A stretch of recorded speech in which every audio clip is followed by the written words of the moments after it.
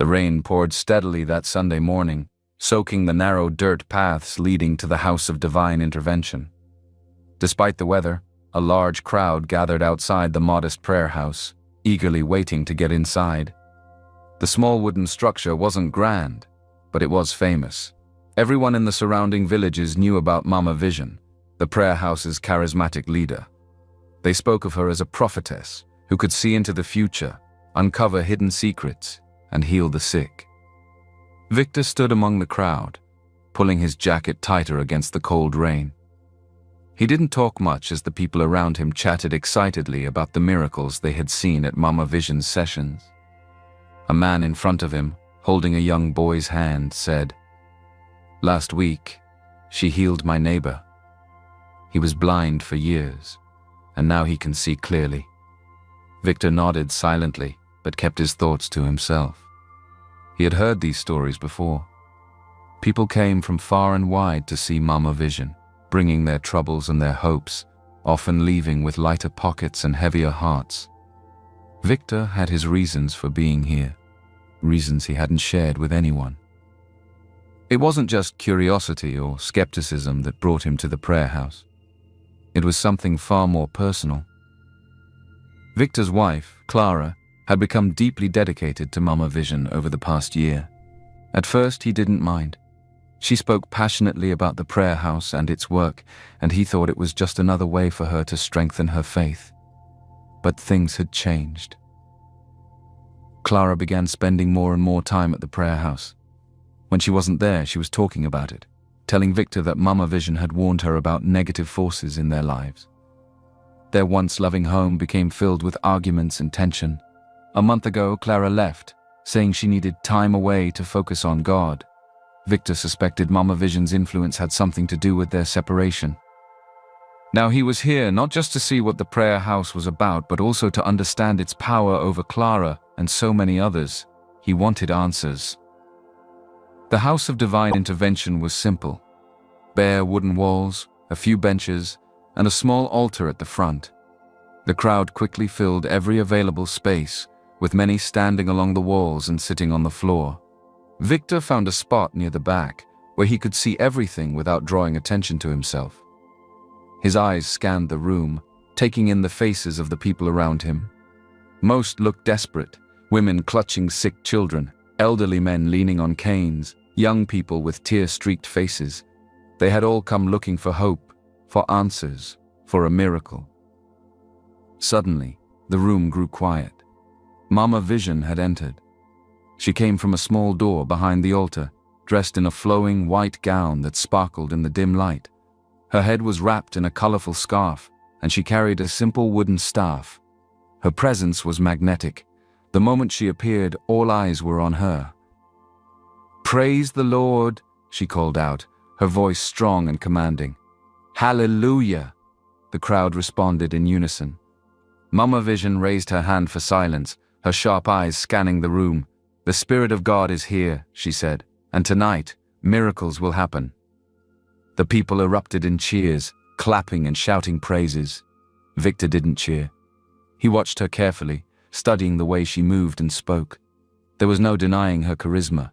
She had the crowd hanging on her every word. Mama Vision turned to one of her aides and whispered something. The aide nodded and pointed to a man sitting in the corner. The man wore dark glasses and held a walking stick, his head slightly bowed. Two young men helped him stand and guided him to the front of the room. Mama Vision approached him, placing her hand gently on his shoulder. "What is your name, my son?" she asked. "Samson," the man replied softly. She closed her eyes and began to pray, her voice rising and falling with emotion. "Lord, heal your servant Samson. Open his eyes and let him see the beauty of your creation." The crowd joined in, shouting "Amen" repeatedly.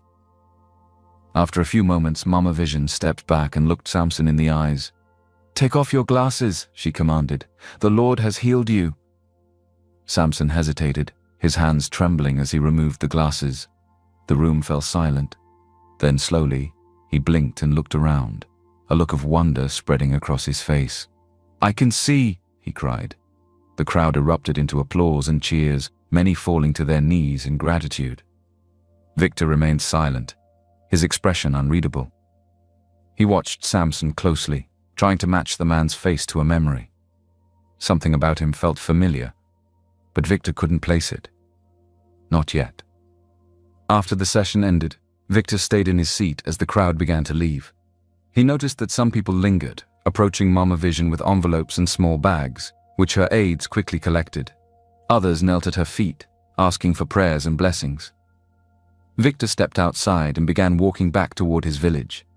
The rain had stopped, but the sky was still overcast. As he walked, he replayed the evening in his mind. The energy in the room, the miracle, the way Mama Vision had commanded the attention of everyone present. It was impressive, but something didn't sit right with him. Later that night, as Victor passed through the local marketplace, he froze in his tracks. There in the distance, he saw Samson, the same man who had been healed earlier that evening. Samson was walking confidently, carrying a basket of goods and chatting with a vendor. He didn't look like someone who had been blind. In fact, he moved with the ease of someone who had seen his entire life. Victor's stomach tightened. "What's going on here?" he muttered to himself. But he didn't have an answer. Not yet. That night, as Victor lay awake in bed, he thought about the stories he had heard. People selling their land to sow a seed of faith. Families breaking apart because of prophecies about curses or bad luck. He thought about Samson, and the miracle that now seemed more like a performance than a divine act. And he thought about Clara, her devotion to Mama Vision, her sudden mistrust of him, her decision to leave. Victor made a decision. He would keep going back to the House of Divine Intervention, not as a follower, but as an observer. Something about Mama Vision and her prayer house didn't feel right, and he was determined to find out the truth. Years before the name Mama Vision was whispered with awe and reverence, she was simply Margaret, a young woman from a small farming village. Life was simple, and her family's faith was their foundation. Her father worked as a tailor, stitching clothes for the locals, while her mother sold vegetables at the market. Despite their humble means, they were proud of Margaret, their eldest daughter, who had a way of capturing people's attention with her voice and presence. Everyone in the village believed Margaret was destined for greatness. She sang in church choirs, led prayers, and spoke with a conviction that left others inspired. Her parents encouraged her, often reminding her that she was God's chosen one. But Margaret had bigger dreams. She wanted more than the small-town life her parents envisioned for her. Margaret had always been close to her childhood friend, Agnes. Unlike Margaret, Agnes was bold, ambitious, and unafraid to bend the rules to get what she wanted. The two often talked about their futures, but Agnes's advice always had a sharp edge. "Margaret," Agnes said one afternoon as they sat under the shade of a tree, "why are you wasting your time with small things? Singing in the choir, leading prayers in this tiny village? You could be so much more." Margaret frowned. "What do you mean? I'm doing what I love." Agnes leaned closer, her voice dropping to a conspiratorial whisper. "I mean ministry, real ministry. Look at the big names, people with houses, cars, and influence. They don't struggle like the rest of us. People worship them. Why chase after some regular job when you could sit back and have others take care of you?" Margaret laughed nervously. "I don't know, Agnes. That kind of life. It feels too far from me." Agnes smirked. "It's closer than you think. There's a conference in the city next month. Big pastors and leaders will be there. Come with me. Let me show you what's possible." Margaret hesitated, but the seed had been planted. That night, she lay awake, imagining herself on a stage, commanding a crowd, being admired. It was tempting. Finally, she agreed to go. Before the conference, Margaret's life took an unexpected turn. She met Samuel, a kind and hard-working man who came to her village to repair the local church's roof. Samuel was gentle, soft-spoken, and deeply committed to his faith. Unlike the flashy men Agnes admired, Samuel's humility and sincerity captured Margaret's heart. They began spending time together, walking through the fields, talking about their dreams.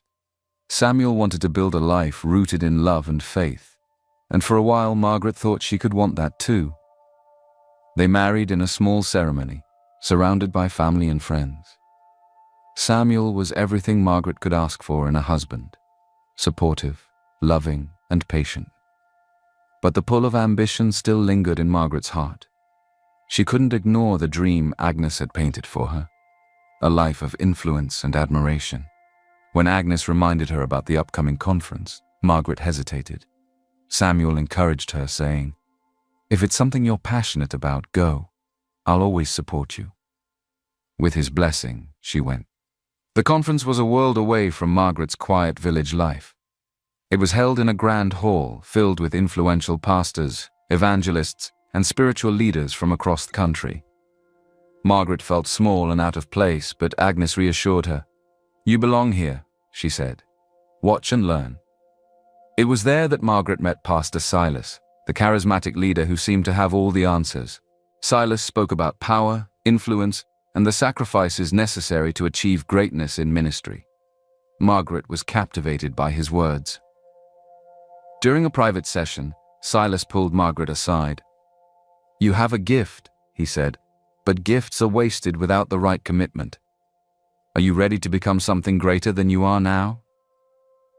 Margaret nodded hesitantly. "What does it take?" Silas smiled knowingly. "It takes sacrifice. Greatness doesn't come freely. It requires giving up what holds you back. Are you willing to pay the price?" Margaret's heart pounded. She didn't know what he meant, but she was too curious to turn back. Silas invited her to a small, secretive gathering that evening. "This is where true leaders are made," he said. That night, Margaret attended the gathering, which was held in a dimly lit room filled with incense and chanting. Silas explained the terms. To gain the power to see into people's lives, to draw them in and to command respect, she would need to make a personal sacrifice. The words hit her like a blow when Silas revealed what the sacrifice would be. "You must give up your husband," he said. "Not just Samuel, but the idea of marriage itself. You will never marry again. Your loyalty must be to the kingdom you are about to join." Margaret was horrified. She loved Samuel deeply. But as Silas spoke of the power and influence she would gain, her ambition flared. The idea of being revered, of never having to struggle, of people flocking to her for guidance. It was intoxicating. "If you agree," Silas continued, "you will also gain your spiritual form, a creature that represents your new role in the kingdom." Margaret hesitated, but the chanting and Silas's presence overwhelmed her. Slowly she nodded. "I agree." The ritual began. The air grew heavy, and Margaret felt a strange energy building around her. Silas declared her spiritual animal, the vulture, a symbol of watchfulness and the ability to feed off the weaknesses of others. By the end of the night, Margaret felt transformed. She wasn't just a woman anymore. She was something more, something darker. When she returned home, Samuel noticed the change immediately. "What happened to you?" he asked. Margaret couldn't bring herself to answer. Days later, she told him their marriage couldn't work.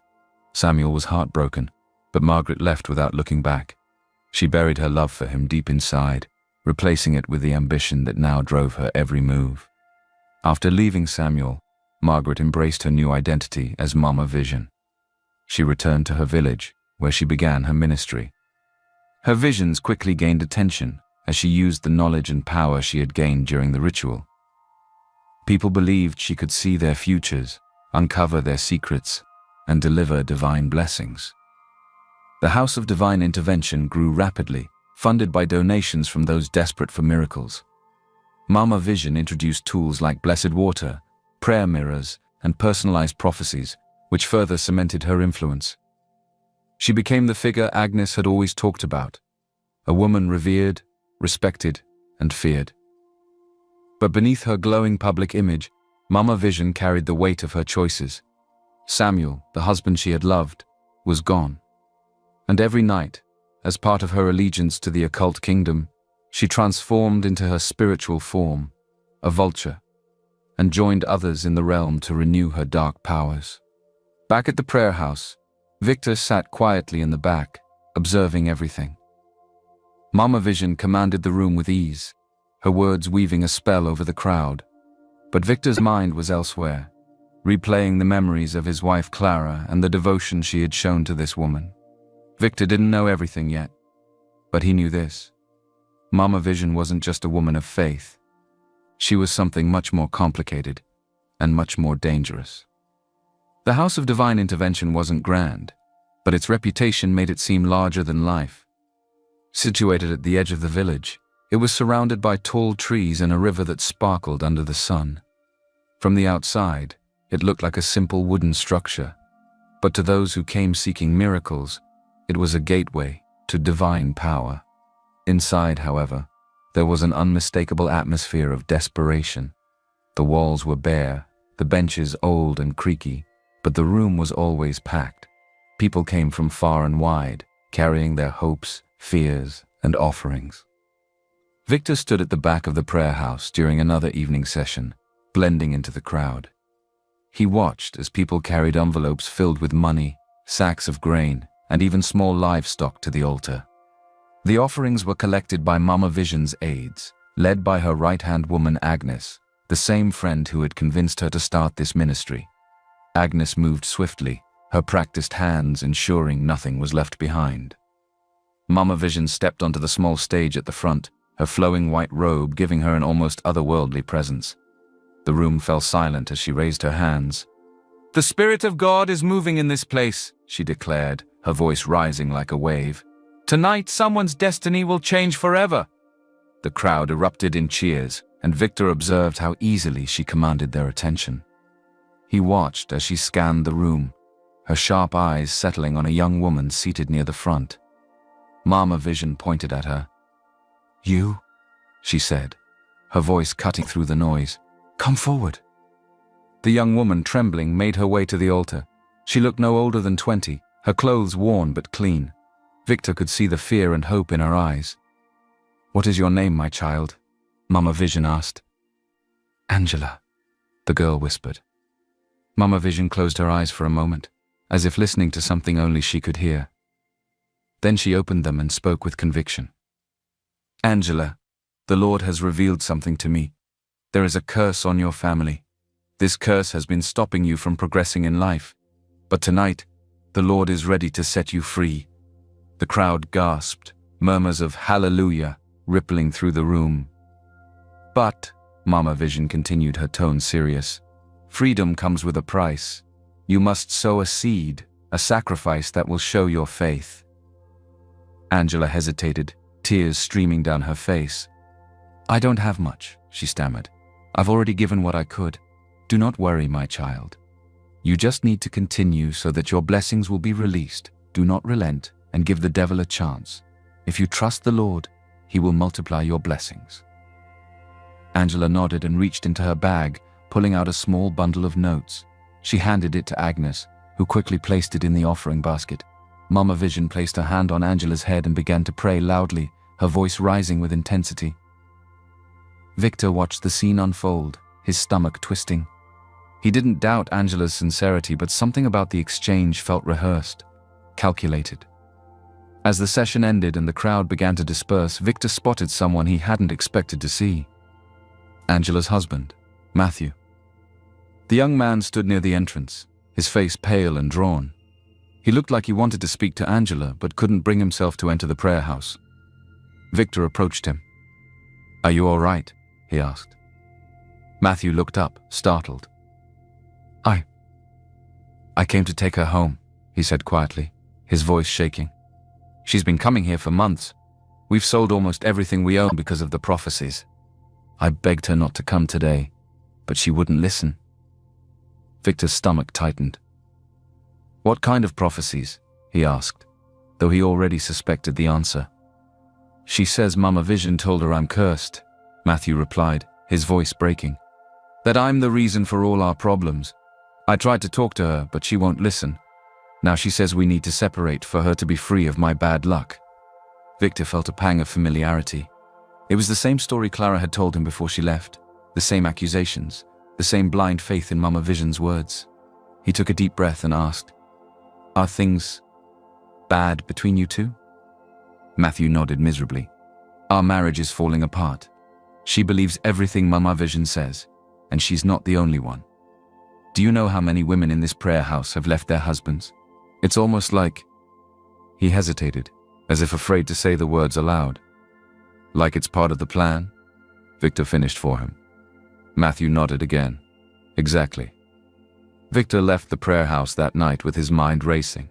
It wasn't just his imagination. Mama Vision was deliberately driving women away from their husbands. He thought about Clara and all the arguments they'd had about the prayer house, about how she had insisted he was holding her back and that Mama Vision had the answers she needed. He couldn't shake the anger bubbling inside him. What does she gain from this? He muttered to himself. But even as he asked the question, part of him already knew the answer. Victor thought about the endless stream of offerings, money, grain, livestock. Where was it all going? The prayer house was big, but it wasn't grand. The benches were old, the walls were plain, and the roof leaked when it rained.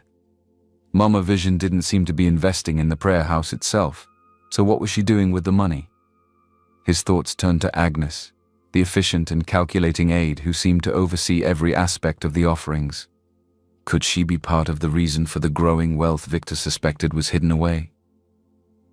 Victor clenched his fists. It wasn't just the money or the broken marriages. It was the fact that so many people trusted Mama Vision, believing her words came from God.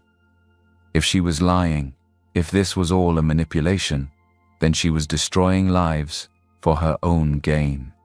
Victor was back at the House of Divine Intervention the following evening, his resolve stronger than ever. He sat quietly at the back, blending into the shadows as the usual crowd filled the prayer house. He watched as Mama Vision moved through the room, speaking to individuals, blessing others, and delivering her usual mix of comforting and ominous messages. But Victor wasn't here to be comforted. He was here to observe. The words of Matthew, Angela's husband, echoed in his mind. Do you know how many women in this prayer house have left their husbands?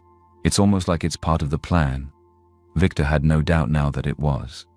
The question was why, and what was Mama Vision doing with all the money pouring in? As the session progressed, Victor noticed Agnes, Mama Vision's right-hand woman and longtime friend, moving briskly between the altar and the crowd. She collected envelopes, sacks of grain, and even a goat someone had brought as an offering. Her efficiency was remarkable, and Victor realized that Agnes wasn't just an aide. She was the one overseeing the prayer house's finances. The prayer house itself remained modest. The benches were still old and creaky, the walls unadorned, and the roof leaked during heavy rains. Mama Vision didn't seem to spend the money on improving the place or helping her followers. Yet the cash flowed in, week after week. Victor decided it was time to find out more.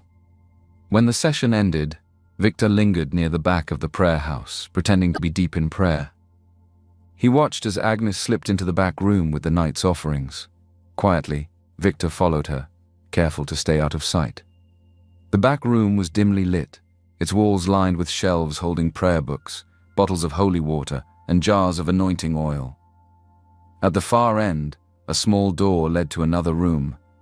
Victor crept closer, peering through a crack in the door. Inside, Agnes was counting stacks of cash, her hands moving quickly as she sorted the bills into bundles. Nearby, Victor noticed a ledger filled with names, dates, and amounts. Beside the ledger was a map with several locations circled, towns in the region. Agnes muttered to herself as she worked. These fools don't even realize how much they're giving. Mama was right. Faith blinds them. Victor's heart raced. They're keeping meticulous records. Why? He scanned the room and noticed a blueprint pinned to the wall. At first glance, it looked like plans for a building. His eyes widened as he read the words scrawled across the top. Mama Vision's estate. It was clear now. The money wasn't going toward the prayer house or the community. It was being funneled into a grand mansion Mama Vision was building on the outskirts of the nearby town. Beside the blueprint were additional documents detailing plans to open a second branch of the prayer house in that same town. Victor clenched his fists. She's using their faith to fund her empire. As Victor slipped out of the back room and returned to his seat, he noticed Mama Vision addressing the congregation. She held up a small container filled with white crystals. "This," she announced, "is the next tool the Lord has revealed to me. It is blessed salt, sanctified by the Spirit of God. With this salt you can ward off evil spirits, break curses, and protect your homes from harm." The crowd gasped, murmuring in awe. Mama Vision continued, her voice filled with urgency. "But this is not ordinary salt. It has been prayed over and its power is unmatched. However, it must be used with faith, or it will not work. If you want to protect your family, make sure you take a packet home today." Agnes moved swiftly, distributing the packets to eager members of the congregation. Victor noticed the price tags on the containers, ridiculously high for something that was most likely plain table salt. Yet people were handing over money without hesitation, desperate for protection from the evil spirits Mama Vision warned them about. Victor's stomach churned. He realized the blessed salt was just another scheme to extort money from the congregation. Mama Vision called a middle-aged man named Jacob to the front. He was visibly anxious, wringing his hands as he approached the altar. "My son, you have been struggling with your business," Mama Vision said, placing a hand on his head. "The Spirit has revealed something to me about your struggles." Jacob looked up, his face filled with a mix of hope and fear. "What is it, Mama?" Mama Vision closed her eyes for a moment, as if in deep concentration. Then, she opened them and spoke with solemnity. "Your mother is the one haunting you. She is a witch." The crowd gasped, and Jacob staggered back, his face pale. "No, really? I just knew something was following me," he stammered. Mama Vision nodded gravely. "It is the truth, my son. She is a witch, using witchcraft to hold back your progress. You must distance yourself from her and sow a seed for deliverance." Victor watched in horror as Jacob collapsed to his knees, sobbing uncontrollably. He knew in his heart that this was a lie. Mama Vision had no way of knowing such a thing, and even if she did, no evidence supported it. But the damage was already done. The seed of doubt had been planted, and Jacob's relationship with his mother would likely never recover. As Victor walked home that night, his mind raced. Mama Vision wasn't just exploiting people financially. She was manipulating them on every level. By instilling fear, she ensured their loyalty. By selling false hope in the form of blessed items, she drained them of their resources.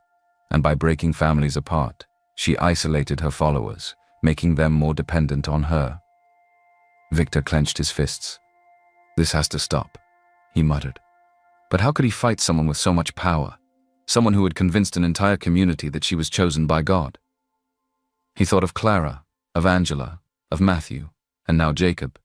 He thought of the mansion Mama Vision was building, and the new branch she was planning to open. She was spreading her influence, growing her empire, and ruining lives in the process. Victor knew he had to act. He needed more proof, more allies, and a plan. The truth was there, just beneath the surface. It was time to bring it into the light.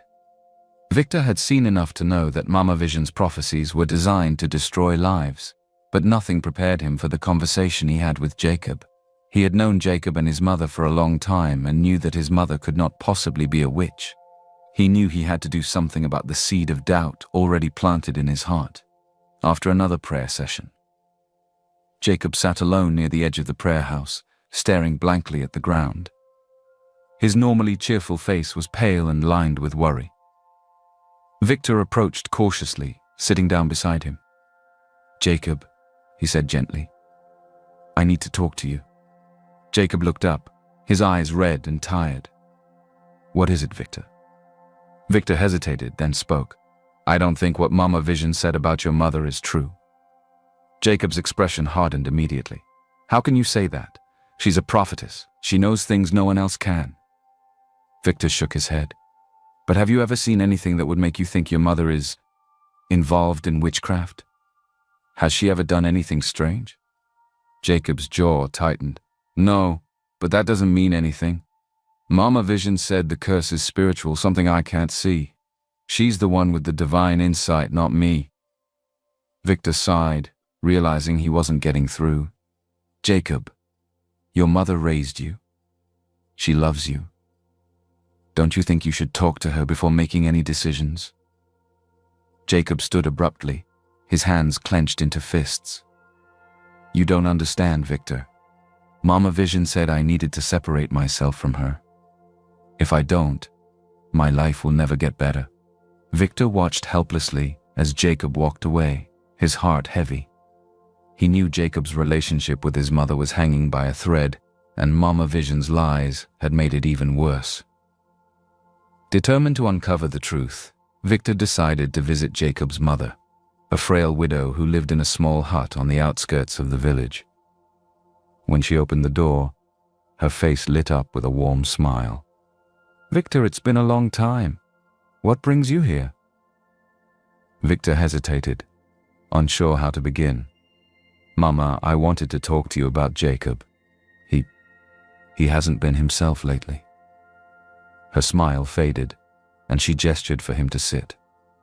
"I know," she said softly. "He hasn't come to see me in weeks. He doesn't answer my calls. I don't know what I've done to make him so distant." Victor's chest tightened. The famous prophetess Mama Vision told him that you're a witch, that you're the reason for his struggles. The woman gasped, her hand flying to her chest. "What? Me? A witch? Victor, I have never done anything like that in my life. I don't even know how to think about such things. Jacob is my only child. I've raised him alone since his father died. Why would I want to harm him?" Tears filled her eyes, and Victor felt a pang of guilt for even bringing it up. "I'm sorry, Mama," he said. "I don't believe it either. That's why I'm here. I needed to hear it from you." She wiped her eyes and shook her head. "I don't understand how anyone could say such things. All I've ever wanted is for Jacob to be happy. If he believes this lie, it will break my heart." Victor left her home deeply moved. Mama Vision's lies weren't just breaking marriages. They were tearing apart families in ways that left scars too deep to heal. He decided to dig deeper, no matter the cost. Meanwhile, Mama Vision continued her double life. By day, she was the revered prophetess, delivering sermons, selling her blessed items, and staging miraculous healings. Her fame was growing, especially with the opening of her second prayer house in the nearby town. But by night, she returned to the river, where her occult practices took on a sinister form, chanting in ancient languages, calling on dark forces, and meeting with others who seemed to share her powers. These nocturnal meetings were part of the pact she had made with the Marine Kingdom. To maintain her influence and wealth, she needed to renew her allegiance regularly, and while she played the role of the benevolent leader in public, her real purpose was far more sinister: to sow discord, exploit faith, and enrich herself at the expense of her followers. One evening after a prayer session, Victor was leaving the prayer house, and he decided to approach his wife. He had seen her multiple times in the congregation, but she seemed to be avoiding him, so he decided to let her be. But today, he would confront her. "Clara!" he called, hurrying toward her. For a moment she looked surprised, but her expression quickly turned cold. "What do you want, Victor?" she said sharply. "I just want to talk," he said, his voice pleading. "I miss you. Do you mean our marriage has ended just like that? I thought you just needed some time." Clara shook her head. "Mama Vision warned me about this. She said you'd try to manipulate me, that you'd say anything to get me back. I've been told to stay away from you, and I intend to listen." Victor's heart sank. "Clara, she's lying to you. She's not who she says she is. I've seen things you wouldn't believe." Clara took a step back, her voice rising. "You don't know what you're talking about. Mama Vision is the only one who understands what I'm going through. She said you're holding me back, and now I see it's true." Victor watched helplessly as she turned and walked away, her words cutting deeper than any wound. He felt an overwhelming sense of loss, not just for Clara, but for the life they had shared. And in that moment, he knew he couldn't sit idly by any longer. He needed to take drastic action. That night, Victor sat in his small room, staring at the wall as his mind raced.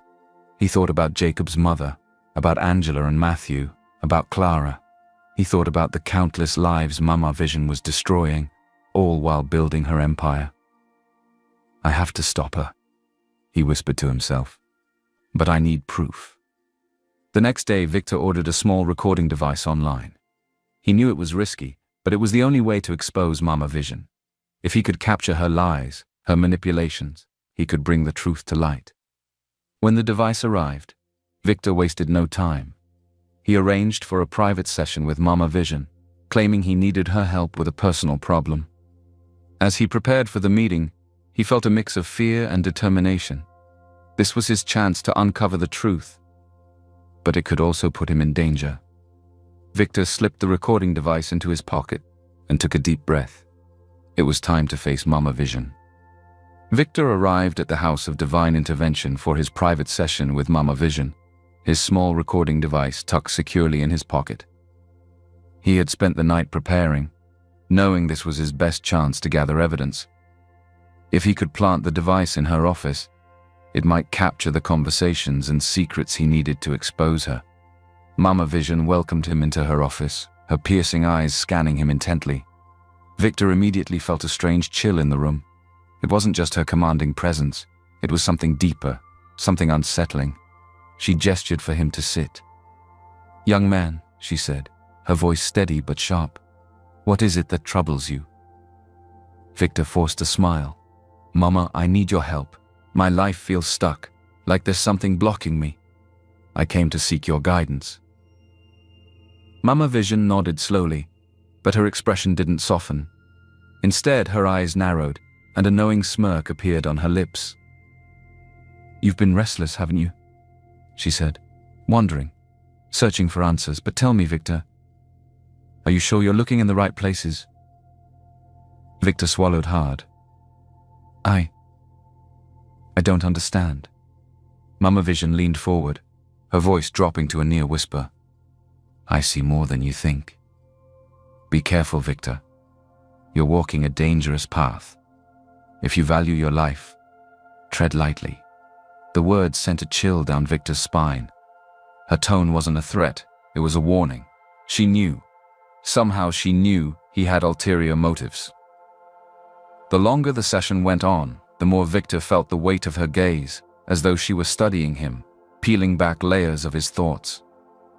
When she left the room briefly, he seized his chance. Quickly, he placed the recording device under her desk, hidden behind a stack of papers. By the time she returned, Victor was already standing, ready to leave. "Thank you, Mama," he said, forcing a polite tone. "I feel lighter already." Mama Vision didn't smile. Her eyes lingered on him as she said, "Go with faith, my son. But remember my words, some battles are not meant to be fought." Victor left the prayer house, his heart racing. He had managed to plant the device, but her warning echoed in his mind. How much did she know? That night, Victor's sleep was plagued with strange dreams. He found himself standing in a dark, endless void, surrounded by whispers that seemed to come from nowhere and everywhere at once. Shadowy figures loomed around him, their eyes glowing, their voices mocking. "Why are you here?" one voice hissed. "You cannot win." Another voice, deeper and more menacing, spoke directly into his mind. "You will lose everything." Victor woke in a cold sweat, his heart pounding. The dreams felt too real, too vivid. Over the next few nights, they only grew worse.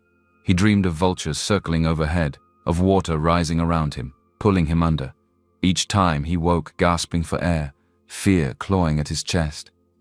One night, after waking from another nightmare, Victor fell to his knees. Tears streamed down his face as he prayed aloud. "God, I don't know what's happening. I can't do this alone. Please take control. Show me what to do." The next morning, Victor felt a small sense of peace he hadn't felt in weeks. The nightmares hadn't broken him. They had reminded him of where his true strength lay. He knew he couldn't fight this battle alone, and he decided it was time to confide in someone he trusted. Victor reached out to his old friend Ezekiel, a former pastor who had left ministry years ago after seeing too much corruption in the church. Ezekiel was sharp, level-headed, and fiercely protective of the truth. If anyone could help him, it was Ezekiel. Victor met Ezekiel in a quiet corner of a cafe, explaining everything he had seen and heard, the fake miracles, the financial exploitation. Ezekiel listened carefully, his face growing grimmer with each word. When Victor finished, Ezekiel nodded. "You were right to come to me," he said. This is bigger than you, Victor. It's spiritual warfare. If you're going to expose her, you need to be prepared, not just physically, but spiritually. Victor felt a surge of relief. For the first time in weeks, he didn't feel completely alone. Together, he and Ezekiel began to plan their next steps, starting with analyzing the recording Victor had made. That evening, Victor and Ezekiel played back the recording, their faces growing darker with every word. Mama Vision and Agnes discussed the expansion of the ministry, targeting wealthy families with staged miracles and fear-based prophecies. They revealed plans to open branches in 3 additional towns, each designed to draw in more offerings. Manipulative tools. The so-called blessed items, holy water and salt, were directly tied to Mama Vision's occult practices. Agnes laughed about a member who believed the salt had saved her home. "It's just regular salt," she said, "but fear makes them believe anything." Mama Vision spoke openly about the offerings, boasting about the wealth they were accumulating. "They'll give anything if you make them think it's for their salvation," she said. Then came the chilling part. "The Marine Queen is growing impatient," she said. "She wants more sacrifices, more loyalty. If we fail, we lose everything." Victor sat in stunned silence as the recording ended. Mama Vision wasn't just a fraud. She was deeply entangled in something dark and dangerous. He thought of her warning, the nightmares, and the lives she was destroying. He couldn't let it continue. "We need more," Ezekiel said. "We need to see her practices firsthand." Victor nodded. "I'll follow her tonight," he said. "I need to see it with my own eyes."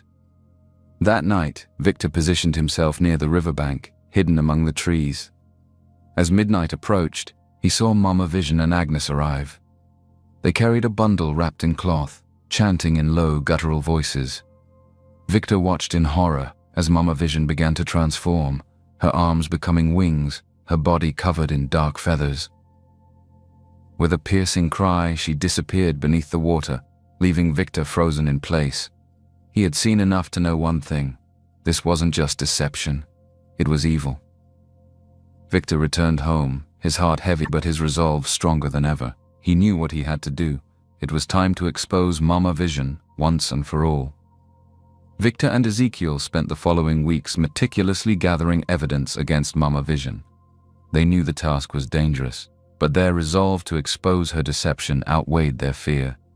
They prayed fervently each day, asking for strength and divine guidance in their mission. "God," Victor prayed one evening, "we can't do this on our own. Lead us, protect us, and let the truth set these people free."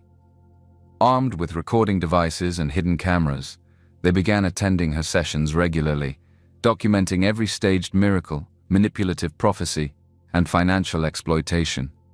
Staged miracles.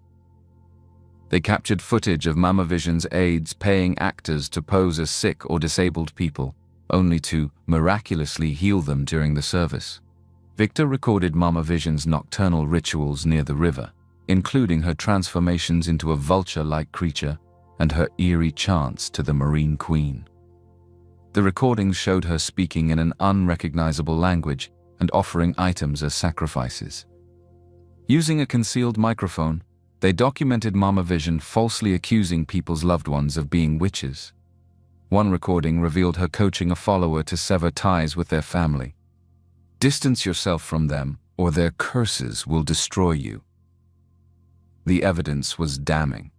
Every piece painted a clear picture of deception, greed, and spiritual manipulation. Once they had enough evidence, Victor and Ezekiel decided to take the next step. They compiled the recordings, photographs, and testimonies into a comprehensive report. To protect their identities, they anonymously leaked the story to several local media outlets. The first headline appeared within days: "Exposing Mama Vision, false prophecies and occult practices behind the prayer house empire." The story spread like wildfire. News anchors discussed the shocking revelations, showing clips of staged miracles and occult rituals. Social media erupted with outrage as people shared their experiences and disbelief. The media coverage sent shockwaves through the community. Many of Mama Vision's followers were devastated. They had believed in her completely, sacrificing their money, relationships, and trust in others because of her prophecies. Women who had abandoned their husbands wept as they realized they had been manipulated. Angela, who had left her husband Matthew, was one of many who reached out to reconcile, apologizing for believing Mama Vision's lies. Jacob, and so many others who had severed ties with his mother, broke down in tears when he saw the footage. He immediately visited her, begging for forgiveness. "I'm so sorry, Mama," he sobbed. "I was blinded by her lies." Many realized they had been coerced into giving up their savings, land, and possessions for false promises of blessings. They felt betrayed, angry, and lost. The exodus from the prayer house was swift. Attendance dwindled as followers abandoned Mama Vision. The once packed sessions became ghostly gatherings, with only a handful of loyalists remaining. The authorities launched an investigation into Mama Vision's activities. The evidence Victor and Ezekiel provided exposed financial fraud, illegal practices, and emotional abuse. Mama Vision, alongside her trusted aide Agnes, faced charges for misappropriation of funds, deception, and exploiting vulnerable individuals.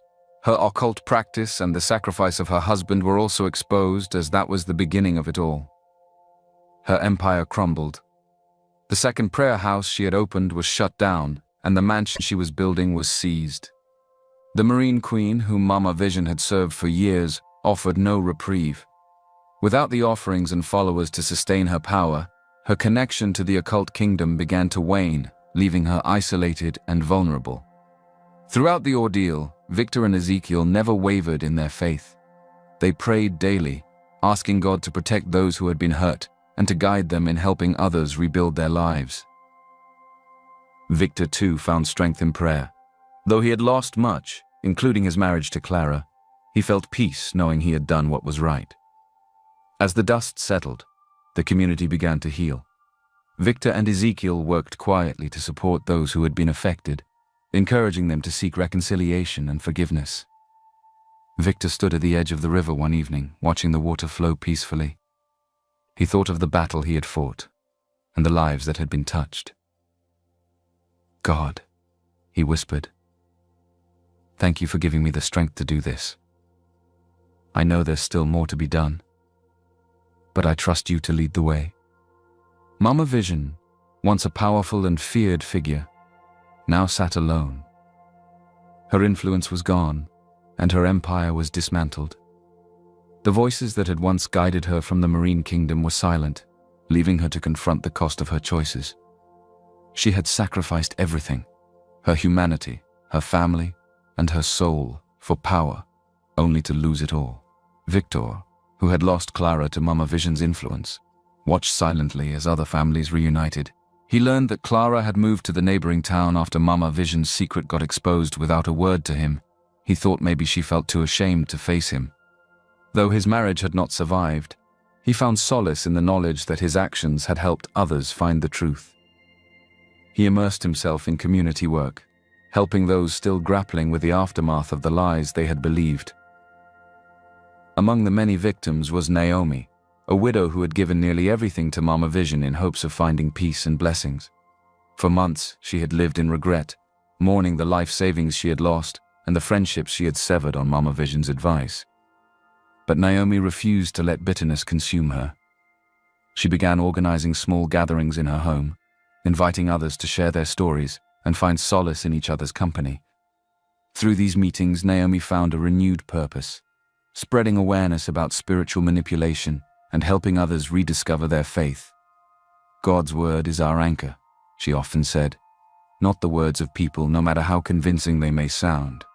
If we want to know him, we must read his word ourselves."